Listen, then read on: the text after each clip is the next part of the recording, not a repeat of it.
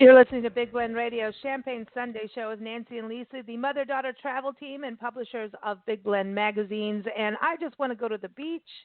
I want to go lay down on the beach. I mean, this is feel-good music. I just feel so good. When I listen to Eric's music, everyone knows Eric-Byak, and that is his latest single, Laguna-Breeze.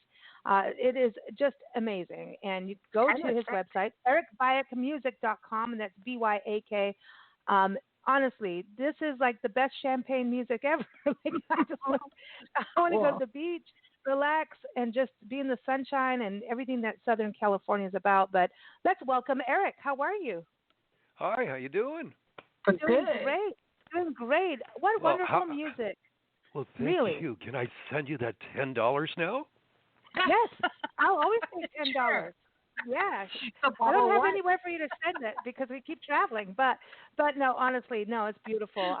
Just listening to that, I was like telling Nancy at the beginning of the show, I'm like, this is like the most perfect Champagne Sunday music, because it just feels like I feel like I was driving up 101. I miss like the 101 beach and up to Highway 1 and all the way up to Northern California, and to me that just I wanted. Yeah, who wants winter? Let's have sunshine and beach. And I listen to that. There's nothing like 101 on a Sunday afternoon. Right. Oh man. And people on the beach, they don't walk, they saunter. Yeah. And that's that rhythm you got right there. It's not a walk, it's a saunter. I like it. Yeah. Chill. So where are you from? California. Nancy's from. Yeah, Nancy. She's a Laguna Beach girl. Well, kind of, right? But you grew up there, playing out there. Yes. Yeah. I was born and raised in Hollywood, and we used to go to Laguna Beach on the weekends through the summer, all the time, every weekend. Laguna is the best. It's the best. Mm-hmm. It's got good waves, and it's got the tide pools. It's the best. And there was that little food place. I remember the guy. He looks kind of like, oh gosh, I'm going to pick a chef from little chubby dude that run this little thing where you could rent inflatable things and go in the water, or you could get food and snow coats. It was cool. Wow. Shack on the beach. Yeah, it was awesome. Man, that's like that's cool. You bring everyone's memories back, but now Laguna Beach? You actually recorded this live, right, at the pageant of the Masters? Well, we wrote it live. We were doing sound check. No way. So we're setting up our gear on stage. Wow. And people are just kind of gathering, just mulling around during our sound check. Mm-hmm. And the engineer had satellite radio playing, and there was this groove that was happening, and everybody just started jumping in and playing along with the music. And then we took a left turn and created a whole other song. And 30 minutes later, we performed it live. It's kind of scary to do that. Yeah. Yeah, I was gonna say it's like that's a jam session that the Grateful Dead kind of style of doing things, but it's like it's a beautiful piece. It just makes you feel so relaxed. I mean, this is what's interesting to me about your music. It's like you can't say it's jazz, you can't say it's this. I would say okay, fusion music, but I love that it's just this free being. It just feels so free. Your music. I mean, is it jazz? Who wants to pigeonhole? Like we're the blend. So, because we can't pigeonhole. Yeah, we're not good at pigeonholing here, but well, it's so definitely smooth jazz. It's got elements of traditional jazz, and then it's got smooth and creamy. Oh, and jazz though. Do you think it's like now you make me want to sit outside. I don't know what it is about your music. I just want to go outside. Like that's it. It's just I want to be outside in nature and listen to your music and watch birds and butterflies. And I want to play Wind and Butterfly. Wind and Butterfly. That honestly, I love that song. I love it. And we've got Afternoon in Brazil. We have to play them all now. Yeah. Great. No, we have to. It's so beautiful. Does nature inspire you? Absolutely. Just clean air inspires me. Yeah, right? Oh, yeah. Well, you're in L.A., right? You live in L.A. or Laguna or, yeah. Well, I was quite a bit down in Laguna, but things have kind of changed now with the lockdown. So I'm pretty much back in the valley until this all blows over. Yeah. Right. Well, you got the Laguna breeze blowing you there. Take that air with you, put it in a jar, take it with you. You got the song, Is this going to become a... Go ahead, Nancy. I was just going to say the best place to get a traffic ticket is in the valley. How do you know? How do you know? I'm not saying, but I don't this, know. You put the radio on, and I don't know. It just happens. It just happens. See, but is this going to become an album with Laguna Breeze? Is that going to be your next piece? Yes, it's a possibility. We've got about 10 more new songs, and that may be included in the new album. Yeah. Oh wow! And so your band is called Quantum Energy. I love that. So thank you. This is I love that because it just that's what I was saying. Your music is so positive. That's why it belongs here. It's just you feel good, and that Quantum Energy. Did you name the band? Tell us who's in the band and what's going on, because I love that name. It just feels good. Well, yeah, the name came about from my fascination with quantum physics, and music is vibrational. And we were just all sitting around one day, and they said, "Hey, what about quantum energy?" I said, "Sounds good to me." Cool. Yeah. Love it. And who's in your band? Well, we got quite a number of people that rotate. Raymond Genovese, Leroy Speaks, MB Gordy has been playing with us. Hal Ratliff on keys. It all depends on where the gig is. And yeah. And with this right now with Laguna Breeze, you've got MB Gordy and Nathan East and Ricky Lawson, right? That are all part of that song. They're part of the new album. Oh, okay, cool. Yeah. Cool. It's hard to remember who does what, Yeah. There's so many sessions, and you go, "Did you play on that? I don't remember." Who knows? Don't send him an email. Speaking of emails in our previous segment, don't send him an email if you didn't. Yeah, because it is hard. Like I think that's the truth. We all meet so many people. You have these experiences, and how do you keep track of it all? But you've done a lot of work. Really kind of, doing creative stuff for TV, right? And creating music for a whole bunch of companies and then entertainment outlets and then the show This Is Us, which is beautiful and positive too. That's such a cool show. And so I believe it's starting up again this season. Yeah. Oh, cool. Oh, good. It's so funny because it's so music centric too. Many more like her characters, in music, and then her daughter's into music. And it's funny because listening when the show first came on, I really tuned into the music of the show, not just the characters going through their musical journey, but the music of the show. And it goes back. Do you remember the TV show 30 Something? I do. Yes.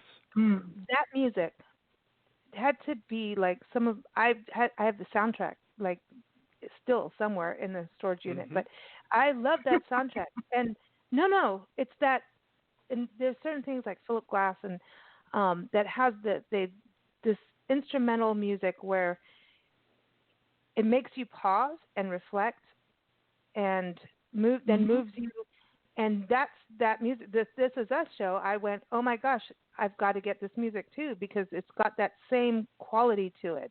Whether you're watching a show or just purely listening, there's something about soundtracks. And I wanted to ask you about that, because do you put more, there's like you're writing according to scene, right? But at the same time, doesn't that give you more chance to have more pauses in music for that reflection moment?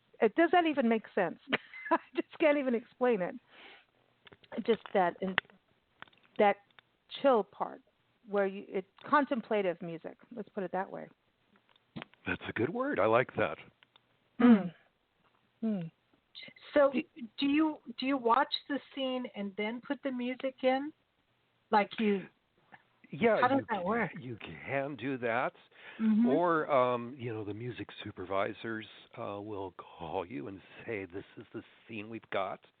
Do you have anything that will match?" And then you can just send, because you write hundreds of cues. I don't even have names for so many songs because you're constantly writing, and you put them into a certain genre, and then somebody calls you, hey, have you got this? Oh, sure. Mhm. Wow. So when you're writing, are you seeing things in your mind like a picture or something, or do you close your eyes and you're just hearing? How do you write? Yeah, I close my eyes a lot, and Mhm. then I forget where I am, and welcome back to Earth. Yeah, yeah, Cool. you can definitely get lost in a groove. Mm. Huh. Yeah. So so you record these, and then so do you have like this huge file of sound? Like I'm looking at like with us traveling, I have so much footage, and I have to label it quickly, otherwise like my brain forgets. Because Hmm. now I'm in my mid 40s, it's happening. It's like quick, label it. You're So gonna old. forget where you were. But isn't that the same with what is that similar to you? Like you write music, then you have to kind of like okay, almost have a database for all the stuff that you're writing, all the music you're writing. It's interesting you ask because since I got an iPhone, which was many years ago, um, I use the memo pad, and I'll be Hmm. up at 2 o'clock in the morning, and I'll hear a musical idea, and I'm not going to go into my studio. All I do is Mhm. turn on the memo, and I play, and then the next day I get up and I transcribe it. So that's Oh. really a cool way to be logging all of your ideas, and then when you're conscious the next day, then you get out a piece of paper and start writing it down. Hmm. So when you're Cool. transcribing it, are you writing? You're doing the actual notation of the music, and do you Yes, use a yes. program for that, or are you doing it? I remember having, learning to read music and write music, and having to do the little clefs and all that, all the notes, and like Hmm. that's a lot of work. So do we have software now that helps you with that? We do, but the Yeah. first thing I do is grab just a piece of paper with the ledger and Mm. Mhm. just do a quick transcription, Mhm. and then I formalize it down the road. Wow, this is cool. So you do it with your guitar. So when you write, are you normally on an acoustic or guitar that you Yes. just pick up? Acoustic. It, Yeah. well, I've got so many guitars laying around, but yes, it's it's Hmm. usually an acoustic guitar. Again, you don't want to be firing up all your gear in the early For hours an of the idea. morning, so I just grab whatever acoustic is nearby. So it sounds like sleep and dreams play a role in your music. Yes, absolutely. The latest one that came to me was over Christmas, and I had a dream about my mom who passed on a couple of years Oh. ago. Oh, sorry. And thank you. Mm. And the voice that I heard was, "This is your Christmas card from heaven." Wow. Whoa. And Wow. I jumped up and I started, writing in the living room, and it led me to create my first Christmas song um, that I've ever recorded. And Wow. yeah, pretty amazing That's how that stuff. powerful. That Yeah. Christmas card from heaven. Hmm. That is powerful and emotional Wow. and just so full of everything. It's going to mean Hmm. something to everyone. And that's so. Do you ever put lyrics with your music? That one I did, Hmm. and That's a powerful lyric. That's what I was the thinking. Like thank that's the you. title. Yeah. But the lyrics came to me about a week later, Oh, and wow. I was crying, Oh. throughout the whole process, and Hmm. it just came out of nowhere. Hmm. Wow. It's Wow. so the creative process. It's like you're a receiver, and you Mhm. just let it come in. Mm. Isn't it weird? Like I read one time that you could, because I paint, that you could take all the notes in the octave and ascribe a color to each of the notes, and then as you paint, you would be actually writing a song. I think that's weird, but I'm not. It's an Okay. idea. I think it. It's something that I would like to try because I think it's a cool Hmm. thing. Mm. It's like, so are you painting according to what when you're painting? Um, are you picking the colors according to music in your head or an idea in your head or something you saw? So how is like the difference in writing music to painting a picture? Where does it come from? Like, would you paint?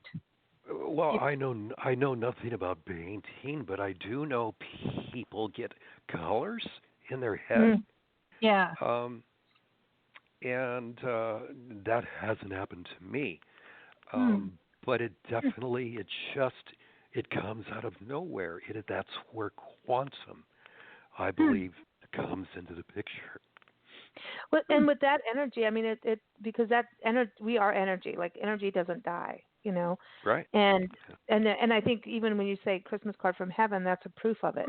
You know, I believe that. I mean, I believe everywhere we go, we're connecting, and I'm gonna get weird now, man. But it's true. I believe. No, please do. I love this. Let's go out there. I am weird, but like everywhere we go, I tell everybody, well, this is deja vu dust, because wherever we leave a place, right? Because we travel full time, parks, public lands, that's our thing, and I feel like even in the towns and cities, you leave the place, you've left a piece of you there. It could just be a piece of skin dandruff, whatever, but energy is there. Yes. And when you come back, even if the town or the place has changed, which can happen because like wildfires and things like that, you still have you have this memory recollection, right? But there's a feeling that goes with it. There's a sense of knowing something, but there is a deja vu that you get when you go back to a place. That is, I don't know. All I know is there's a cycle. It's cyclical. So the same thing with energy and music. You know, look at us. We have loops, right? You want to keep listening to the music, loop it, right? So I think music is all part of it. I think like your music is so healing, and I think we need to remember that joy. There's joy in your music, and there's nature in it, and it's beauty. And like Nancy sees colors. When she starts talking about colors and music, like she's written good music, trust me. She was known when we had our band. Willie Kellogg was our drummer. He played with the Flying Burrito Brothers and Moby Grape and Johnny Hooker and everyone. And he was just like, Nancy doesn't need to smoke anything. She's got the butterfly magic. She's got the colors going on. That's what he used to say, right? Yeah. But it's the truth. And but anyway, Willie was. I miss Willie, man. But yeah, I know. We have to go find him. There's energy and transcendence, and when you play music, I think, and it's the same thing where Nancy's trying to put this music and painting. We've always tried to talk about how can we merge these things together. Yeah, it is. You are in an energetic space, and your art captures that energy in some way, whether it's music, writing, poetry, film, whatever. But when you're in that process, is that transcendence of color, deja vu. You're leaving something there. There's energy, but you're capturing the energy. Just like when you travel, you leave your energy, but it stays with you. It's like an old hat. I don't know. Now, did I make any sense? No. Did I have a glass of champagne? Maybe. I'm glad I called you guys. I'm glad you called us. Thank you. Too. I take that as a really good compliment. Isn't that the transcendence? Isn't it all about transcendence and just that energy? Yeah. It is. Do you meditate?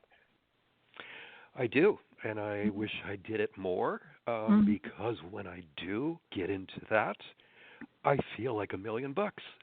You know, 30 minutes later, and whatever was bothering me is like, oh, I got the edge now. Okay, Lisa, I have to do the tree exercise. I haven't done it for a long, long time. Got to do the tree exercise because I think that you would really love this.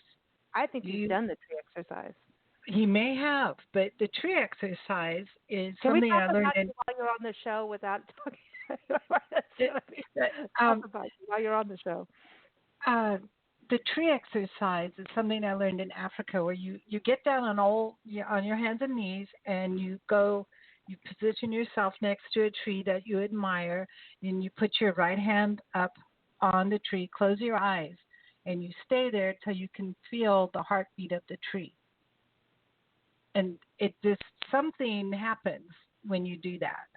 It's like you are so grounded and part of nature that even trying to get into a car and drive around seems really weird. Like you're like, why am I doing that? I got feet. It's so grounding. So I like the tree exercise because it goes further than meditation for me, at least. It just reminds you where we came from and who we actually are. And it's very grounding. I don't know. The tree exercise. I'm going to look that up on Google. Well, it's Nancy's tree exercise. She does this to people when she thinks that they'll dig it. Now, okay, so that brings me to Journey of the Heart album.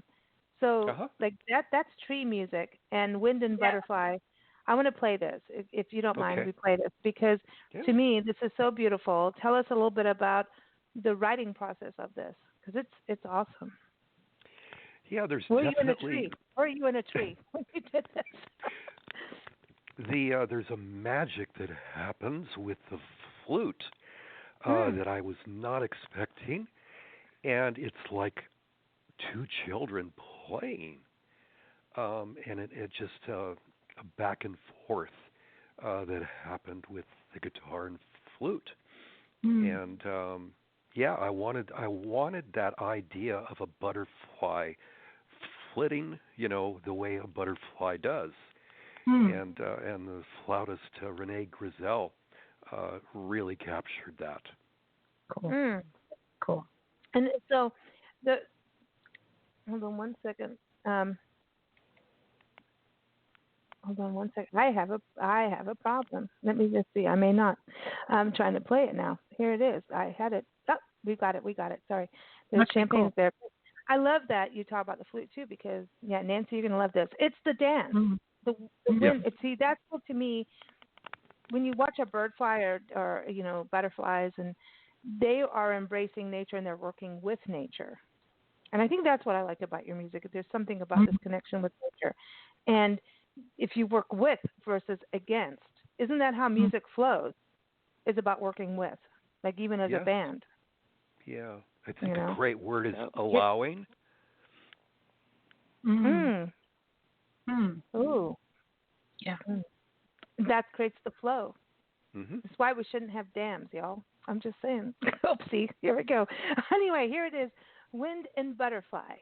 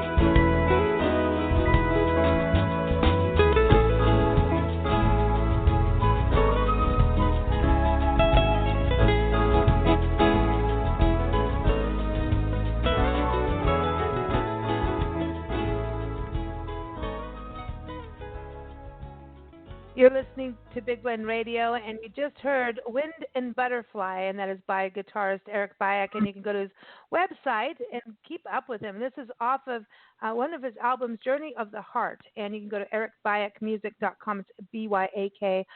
Eric, so glad to have you here. And that song, what I love is that you do have the butterfly wings fluttering around, and this is just my personal thing. Everyone interprets music the way they want to. But you have that moment where the butterfly gets to rest its wings and glide, like you see eagles glide on a thermal. And today is National Save Your Eagles Day. But anyway, so just saying, take care of nature. And so the wings get to have that relaxing point. And I think that's something that's important. And you don't need words to tell you that. You know what I mean? When you're listening to instrumental music, there's that, okay, now you get to calm down, and you get to calm down when there's another place to, like, or another something to let you rest, like the bird, like with birds and butterflies with the thermals. They get to have that, but they wouldn't be able to if it was only them doing it themselves. It just shows unity and flow. That's what I love about that song, and the music, obviously. But it just shows that connection between different things. So just saying, it's beautiful. I love that song. Glad you like it. Yeah, it gave me a big smile just listening back to it. Yeah. Now, what got you started on the guitar and deciding that that's going to be your career? Oh, that's an easy one. The Beatles. Ah. Yeah. Cool. Yeah, so I was playing guitar in second grade, and we had like 4 or 5 people, and we did a cover of "I Saw Her Standing There," and but none of us knew how to play, so we just pretended. We had the music playing, and we all just kind of lip synced, and that was before people even did lip syncing. That's funny. Yeah. Cool. The drummer, check this out. The drummer used shoe boxes and number two pencils. No. And I remember the pencils were not wood, natural wood.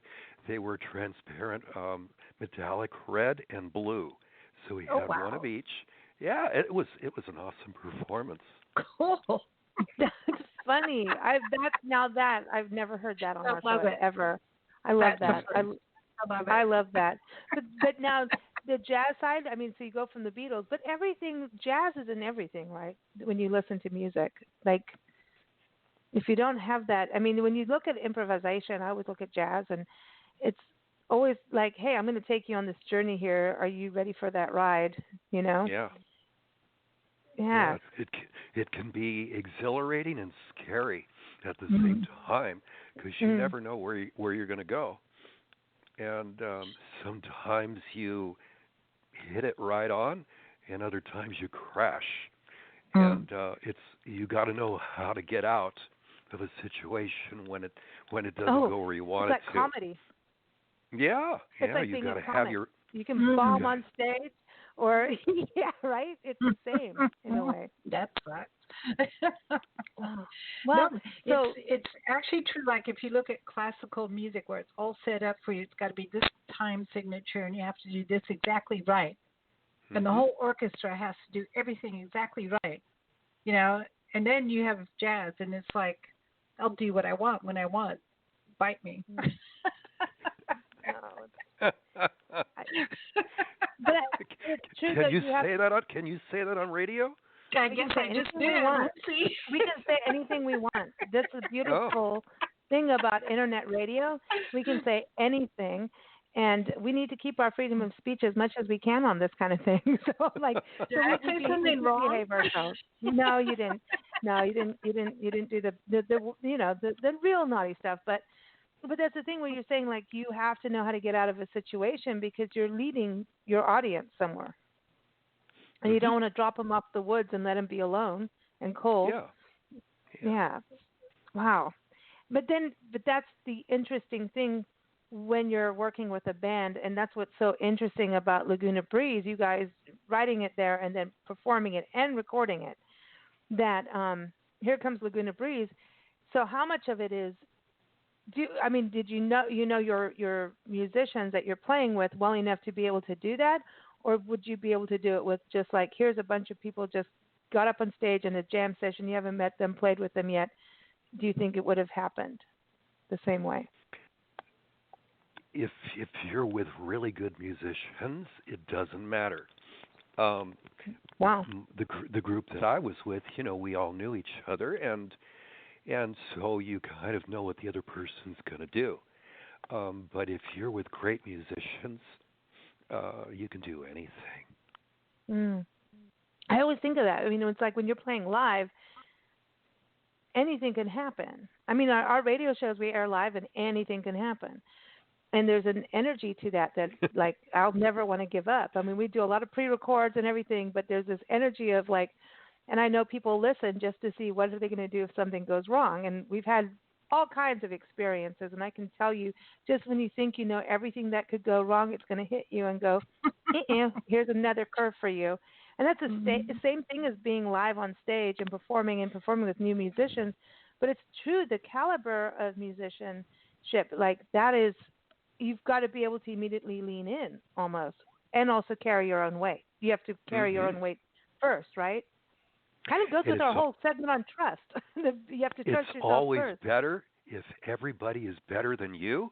Man, that lifts your game. Yeah. And that's always exciting, going, oh, my gosh, look where he's going. Okay, let's go there. Yeah.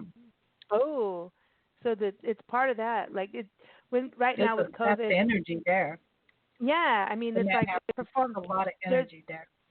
Yeah, like you're performing with this band of people. It's like, okay, there's like a trifecta of energy. There's the audience, there's your own energy, right? The audience energy, that connection, and then the band energy. And I think that's what's so hard right now for musicians. You can do everything you want on Zoom and Facebook Lives and Instagram Lives, which is all great. Please keep doing as much as you can of it, because it's keeping all of us audience people happy, and musicians happy. And everybody has to do what they have to do right now. But that energy, you can't. I don't believe it's the same unless you're there in the room. I love live albums more than studio albums just for that. There's that energy. There's that grit of people knowing that they have to persist and prevail and just go for it no matter what. And I don't want perfection, personally. Like when I listen to music, I want to hear someone go, hey, I'm taking that other turn. And so I think there's this beauty of it. Do you miss that energy of being out there doing that? Oh, absolutely. It's really hard not getting the energy back. Yeah. So you can go up and you can do a virtual concert, but it's like you're playing to yourself. Yeah, there's no feedback. No, I don't. There's no other option right now. So we do it. Yeah, for sure. But it's like it's one of my buddy's dads said, it's like kissing through a screen door. That's funny. That is funny. That's exactly it. Let's take a poll. How many people have done that? I think we've all kind of done that when we got, Hey, I'm your mother, remember? Better than doing it, in prison, like going to see a person. They do that, I think. I don't know. But it's true. It's like that, that's the thing about, like, with you being quantum energy, there is that feeling, and I think, I know computers and stuff have energy to them, but it's not the same. It doesn't have the heartbeat of a human being, or a living thing. Don't be sure. They might take over one day. Don't get weird on me, Nancy. Eric, I did want to say, on your Facebook page, you're very, you talk to everyone on Facebook, and you were talking about pets. So, since we pet sit across the country these days, and the show's also part of that, so tell me, do you sleep with your pets in bed? Since that's one of your questions on Facebook. Shall I tell the truth? Yes, sure. Shame the devil. No, I love sleeping with animals. I've actually got a stuffed monkey that is a great pal. When you're just by yourself and. Oh, Lisa, we're going to have to send him a picture of Priscilla. You have to meet Priscilla. Our tour mascot is a sock monkey, Priscilla. She's a pink sock monkey, and she's all dressed up, and she gets Junior Ranger badges everywhere we go. So but you sleep with a stuffed monkey. I think this is fantastic. Do you name your monkey? Absolutely. His name is Chongo. Oh, Chongo. Okay. Yeah. Wow. Okay. Okay, cool. I think they need to meet. They need to meet, Lisa. Priscilla and Chongo. There it is. Yeah. I love this. I love it. I love it. Really so when you go ahead. A good friend of mine, Lori Andrews, is now adopted a raccoon, and I just, it's wonderful to see that. Wow. And, wow. Yeah. How did that happen? Is it like I don't know. She's been posting on Facebook, and this raccoon is just loving her. They're cool animals, man. They are neat. They really are way cool. Yeah. Yeah. We used to get them up when we lived in we used to live in Julian in San Diego in the mountains, and they would come out. They like to wash their food and stuff. Yeah. Like if they will get into dog food and then wash it but they come out. They're almost so human. They remind me of meerkats. When we lived in South Africa, we had meerkats. Yeah. And they remind me of them because they kind of look at you almost like a snake, like the way their eyes are, but they're not a snake. But there's just this like a monkey thing where like, where are you going with that? Like, are you safe or you're not? But they're really cute, Yeah. I love raccoons. That is so cool. I hope, it's an adoption of rescue kind of thing. Cool. Because, yeah, I think all these animals, I think about Southern California with all the fires, all those animals out there, they need help, Yeah, they do. We take so much away from them, How is your area doing in regards to that? I mean, last year was pretty brutal, and are you getting more rain this winter to help? We've only had one rainstorm. That was about a week ago, and it was amazing. Lightning and thunder and hail. Cool. But that only lasted one day. All dry again, yeah. Wow. Wow. So when is the album coming out, do you think? So everybody can get ready for it. Well, it's an ongoing process. We're not going to release an album per se. It's going to be one single at a time. Okay. When we have got all the tunes released, then there will be the album, which will be available.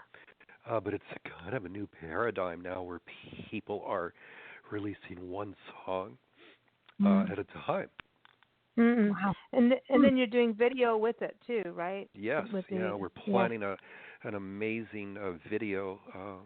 It's going to be out at a beautiful estate in Palos Verdes.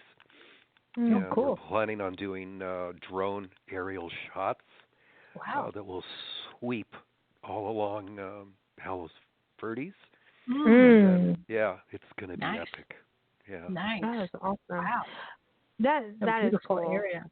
Yeah, absolutely. That is cool. I think, the video thing is something that people can connect with, and have that energy. We're all trying to get that energy. I mean, when COVID first happened, we were sheltered in place in 29 Palms in Joshua Tree area with a dear friend, and we're like, all right, let's just start doing a daily show and live shows, and people would, musicians especially, trying to take care of the music community, and people that came on, we had like radio parties, and the one thing, it was like people really missed hugging and touching.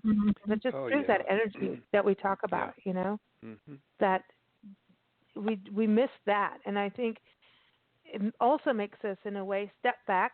And I wonder about this, has COVID influenced your music and writing? Because I think COVID has changed a lot of things and taught us lessons and reflection, like Lee was talking about just, in the segment before you, about this reflection of good and bad, and it's also part of improvement that maybe we didn't get when the world was complete hustle bustle. Has it slowed you down to have more reflection, or has it changed your music and writing? I think the one thing that really resonates with me is gratitude. You don't know what you got till it's gone. Mm-hmm. And the things that we just took as normal, Mm-hmm. you look back now and going, man, Yeah. I miss doing all of these things. Mm-hmm. And being able to just hang with a buddy after, work, Yeah. and have a drink, and just It's and even yeah. the idea of standing 6 feet apart, like we're herd animals. That's in our DNA. We're not like loners, most of us. We're herd animals, and a herd is protection together. And when stuff goes down, you gather. Now we have something coming down, and we're told to separate. So I think people are on edge because that's against who we are. It's really against who we are. There Right. are some people who are solitary people, and they're okay with it. But for other people, they're used to, like, when something's happening, you go to your friends, your family, your neighbors, and you communicate and you hug each other, you shake hands, all that. Now, all the things we were brought up doing, you're not supposed to do. Even the art of the handshake. Yeah. The right whole, handshake. and it's just so like, oh, remember to stand 6 feet away. And that's kind of letting, it's like, when the wildebeest herd together, and the males are on the outside, females on the inside with the babies, and here comes the lion. It's okay. Wildebeest, stand 6 feet away and see what happens. I think it is draining some of us, like our mental process.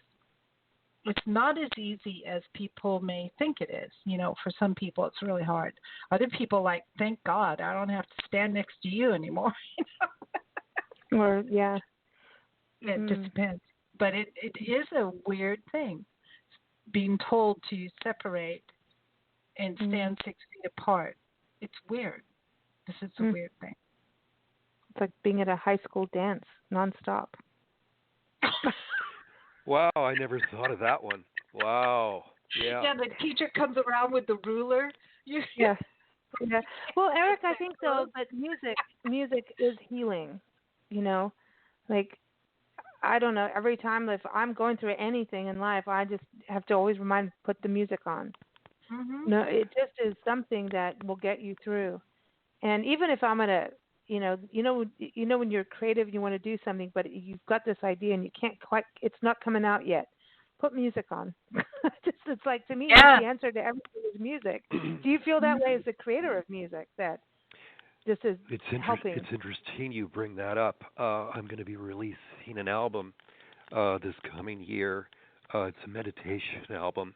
Oh. And we're going to be dialing it in at 432 hertz, which is the fundamental tones of that go back to the solfeggio frequencies.